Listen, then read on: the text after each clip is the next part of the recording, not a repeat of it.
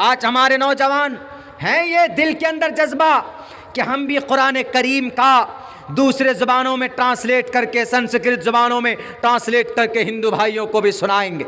ये जज्बा हमारे नौजवानों में नहीं।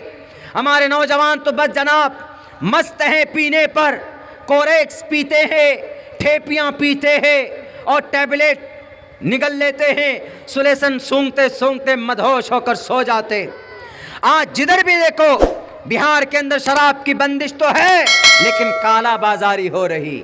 वही लोग जो बंदिश की बात करते हैं, उन्हीं के घर के अंदर सबसे बड़ा, सबसे ज़्यादा शराब पाया जाता है। उन्हीं के घर के अंदर से तस्करी होती।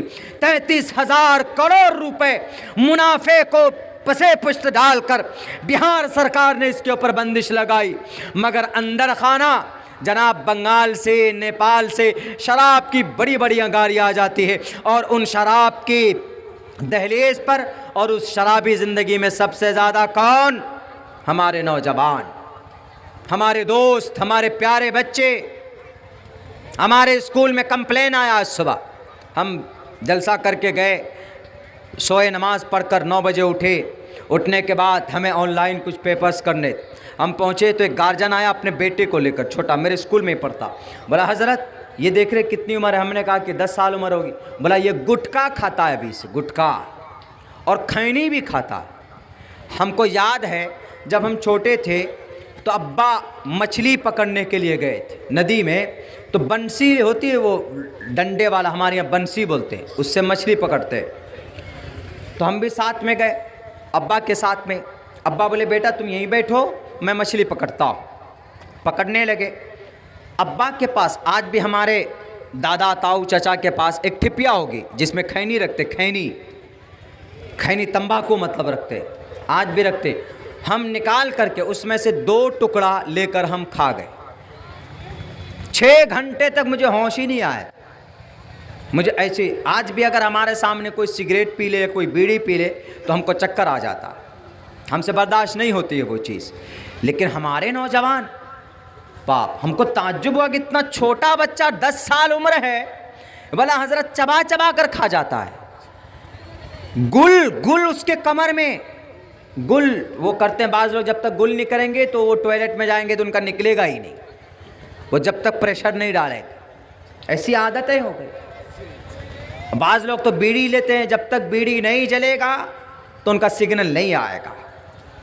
वो जाएंगे टॉयलेट में, बाथरूम में, तो वो उनका क्लियर नहीं हो सकता।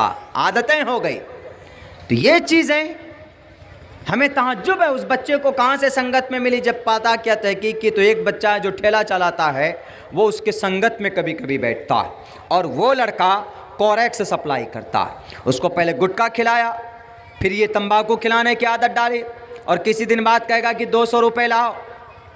वो जब माँ बाप उसके फ़ीस देते कि जाओ ज़रा मौलाना अब्दुल्ला के स्कूल में 300 रुपये की फ़ीस दे देना, वो यहाँ फ़ीस देने के बजाय वहाँ पर जाकर वो कोरेक्स का 3-4 ठिपिया लेगा और पी करके सो जाएगा। यहीं से बच्चे बिगड़ जाते हैं हमारे नौजवान। कौन बताए उन नौजवानों को? मेरे माँ और मेरे बहनों, मेरी समाज की बहू बेटियों, इन बच्चों को सही ट्रैक पर लाने की जिम्मेदारी भी आपकी है। आपका बच्चा आपके घर में क्या करता है, निगाह रखिए। कोई जिब्राइल नहीं आएंगे आपके बच्चों की निगरानी करने के लिए। आप है जिम्मेदार, आप है अपने बच्चे के प्रोटेक्टर। इसीलिए कहा वेदों में, पंडित दयानंद सरस्वती जी ने कहा, मात्रमान चरित्रमान मात्रमान पितामान चार्यवान पुरुषो वेदः परशस्ता धार्मिकी विधुति यस्सा मात्रमानः। कि इंसान को विद्वान बनाता है पहले नंबर पर माँ, दूसरे नंबर पर बाप, तीसरे नंबर पर उसका टीचर। पहले नंबर पर माँ। यहाँ हमारी माएँ ही जब प्रेग्नेंट होती हैं तो वह अपने बच्चे, प्रेग्नेंट होती हैं, हमल से होती है तो मोबाइलों में टाइम ज़ाय होता है, गाना सुनने में टाइम ज़ाय होता है। हमारी समाज के माँ बहनों को ये नहीं कि नमाज़ पढ़कर बैठे तो तिलावत कर लें, ये नहीं कि कम से कम सुबह शाम तिलावत करें तो बच्चे पर कम से कम कुछ अच्छा असर पड़ेगा। हमने पहले भी ये बात कही, आज भी कहता हूँ, यहूदी बच्चे क्यों मजबूत होते हैं, शार्प माइंड क्यों होते हैं? क्योंकि उनकी माँ प्रेग्नेंट जब होती है, गर्भशील से लेकर गर्भधारण से लेकर बच्चे के जन्म होने तक उसकी माँ अच्छे डाइट्स खाती हैं, यानी हेल्थी सामान खाती हैं, पढ़ती ज़्यादा हैं, मैथ का हिसाब किताब ज़्यादा करती। उससे बच्चों के कोई किसी डॉक्टर ने पूछा कि मैडम आप इतने सवाल क्यों करती, आप इतने हिसाब किताब गणित छानबीन क्यों करती? उन्होंने कहा कि मैं अपने लिए नहीं, मेरे पेट में जो बच्चा पल रहा है, मैं इसके दिमाग को शार्प करने के लिए मैं ये काम कर रही हूँ। है कोई मुसलमानों में हमारी माँ है वो जो ये सोचे कि हमारे बच्चा जो हमारे पेट में है, मैं कुछ अच्छा करूँगी, कुरान पढ़ूँगी, मैं नमाज पढ़ूँगी, दुआ करूँगी अल्लाह से, तो इस बच्चे पर एक अच्छा असर जाएगा? नहीं है। जब हमारी माँ ऐसी नहीं तो फिर कहाँ से पैदा होंगे असहाब कहफ की तरह बच्चे? कहाँ से पैदा होंगे बनी इसराइल में हज़रत मूसा को साथ देने वाले बच्चे? कहाँ से पैदा होंगे मूसा बिन नसीर?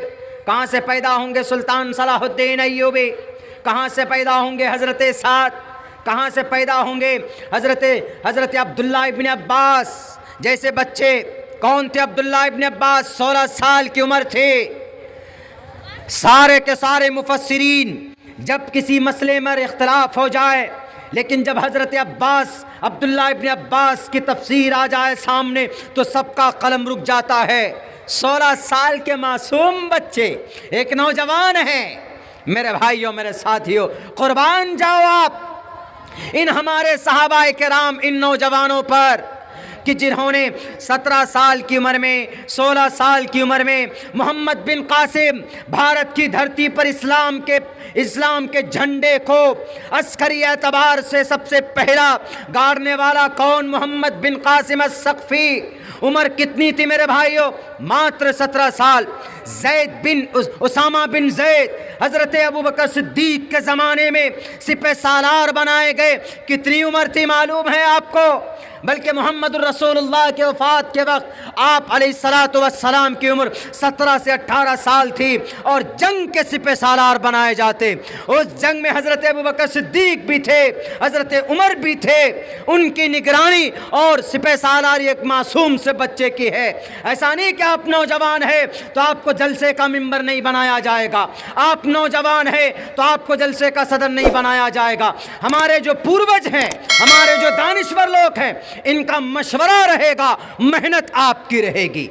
इनकी जैसे हमारे सदर साहब हैं, हमारे जाकिर भाई और पूरी कमेटी है, इनकी निगरानी रहेगी, लेकिन क़यादत इनके साथ साथ निगरानी मैदान में काम करने वाले वर्कर आप होंगे। जहां ये कॉम्बिनेशन बन जाए वो कौम फिर आगे बढ़ती चली जाती। देख लो आरएसएस को, मोहन भागवत जी बड़े हैं, पुरुष हैं, बैठे हैं कुर्सी पर, लेकिन 10,000 करोड़, ये 10 करोड़, 10,000 नहीं, 10 करोड़ वर्कर हैं उनके जो काम करते हैं, हर फील्ड में काम करते हैं। मेरे भाइयों, मेरे साथियों, इसीलिए मैं कहता हूं कि मक्खन है इस मिल्लत की कौन? हमारे नौजवान। 10 साल तक, 5 साल तक मैं बोलता रहूंगा कि नौजवानों मैदान में तुम्हें आना पड़ेगा।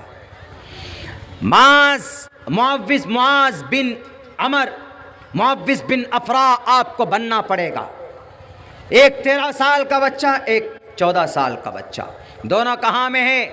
जंगे बद्र में सफ़े लगाई जाती है। उधर 1000 की तादाद में अबू जहल अपने लाव लश्कर लेकर मौजूद है, और इधर कौन? इधर ये हज़रात सहाबाए किराम की 313 की तादाद में सहाबाए किराम, किसी के पास टूटी हुई तलवार, किसी के पास भाला है तो नेज़ा नहीं, नेज़ा है तो भाला नहीं, किसी के पास ऊँट है तो किसी के पास कोई घोड़ी पे सवार है और कोई ऊँट, 2-3 सवारी का नज़, तलवार भी पूरी नहीं, टूटी फूटी तलवार लेकर खड़े हुए हैं। 1000 की तादाद, 100 घोड़े हैं, ऊँट है, जालिम बादशाह सामने खड़ा है, अय्याश खड़ा था, इस मिल्लत का फिरौन खड़ा था। इधर 2 बच्चे, मासूम बच्चे, कौन? मुआज़ एंड मुअव्विज़ बिन अफरा रज़ी अल्लाह ताला अन्हुमा, ये दोनों खड़े।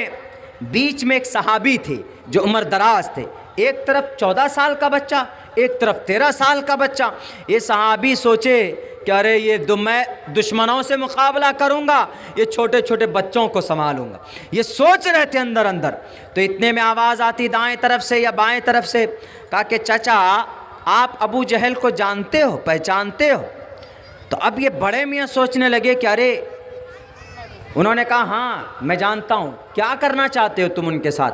बोला नालायक मोहम्मद रसूलुल्लाह को गाली देता है, मैं छोड़ूंगा नहीं उसको जहाँ देख लूँगा। ये देखिए हिम्मत, जवानों आपके लिए है ये मैसेज, मैं छोड़ूंगा नहीं। दूसरा भी कहता है कि हाँ चाचा ज़रा बताओ तो सही है कहाँ पर, अबू जहल को देख लूँ तो छोड़ूंगा नहीं। नालायक हमारे नबी को गाली बकता, बुरा भला जादूगर कहता है, पागल कहता है, मजनू कहता है, मैं छोड़ूंगा नहीं। इनको हिम्मत हो जाती है, अरे हैं छोटे बच्चे हैं, हाइट में कम लेकिन फाइट में तो बड़े दिख रहे। मेरे भाइयों ये बात चली रही थी तो बड़े मियाँ ने कहा कि ये देखो सामने में जो घोड़े में दिख रहा ना, इधर से उधर जो टहल कर रहे हैं, इधर से उधर हाथ में तलवार का, अच्छा यही है। इतना सुनना था कि दोनों झपट पड़ते हैं, पहुँचते हैं मैदान कारजार, शुरू होकर उछल कर तलवार मारी जाती, उछल कर अबू जहल नीचे गिरता है। इतने में अबू जहल के साथ करीब में एक उसके दोस्त, उसके शरीक ने देखा, एक काफिर ने देखा तो फ़ौरन हमला करते इन बच्चों के ऊपर। ये बच्चे ज़ख्मी हो जाते हैं, लेकिन अधमरा कर दिया किनको? अबू जहल को। पे बपर पे धर पे वार करते गए, पैरों पे, घुटनों पे, कमर में, पीठ में। इधर 13 साल, इधर 14 साल के बच्चे, हाइट में कम लेकिन फाइट में वहाँ पर बिजली से भी ज़्यादा काम कर रहे हैं दोनों। एकदम अधमरा कर दिया, नीचे गिर गए।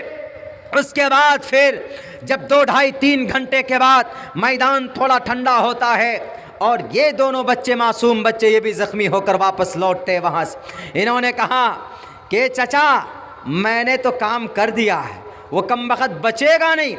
तो नबी पाक अलैहिस्सलातु वस्सलाम ने कहा कि देखो कि कहाँ पर अबू जहल पड़ा हुआ।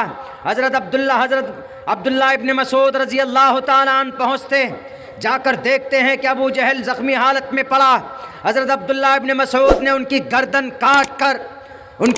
उठाकर ऐसे काट कर, उस वक्त मरते मरते भी कमबख्त ये कह रहा कि अब्दुल्ला इब्न मसूद मेरी गर्दन को थोड़ा यहाँ से सटा कर काटना, ताकि मेरा सर जो रखा जाए वो ऐसा लगे कि मैं किसी सरदार का सर है मेरा। मरते मरते भी अबू जहल, मरते मरते भी तकब्बुर, इतना बड़ा गुरूर का, तकब्बुर का वो खुदा था। वो इसीलिए कहा गया इस उम्मत का फिरौन। मौत किसके हाथ आई, किसने उनको मारा? एक 13 साल के नौजवान और एक 14 साल के नौजवान ने उनको उस मैदान के अंदर उनको मौत की नींद सुलाता है। मेरे साथियों, मेरे नौजवानों, उम्र से कोई लेना देना नहीं। मैं सिर्फ इसलिए सुना रहा हूँ कि वो भी तो नौजवान थे, उनके सीने में भी तो धड़कता हुआ दिल था, उनके पास भी तो उस वक्त कुछ ऐसे काम होंगे जिनसे वो अपनी जवानी बर्बाद कर सकते थे।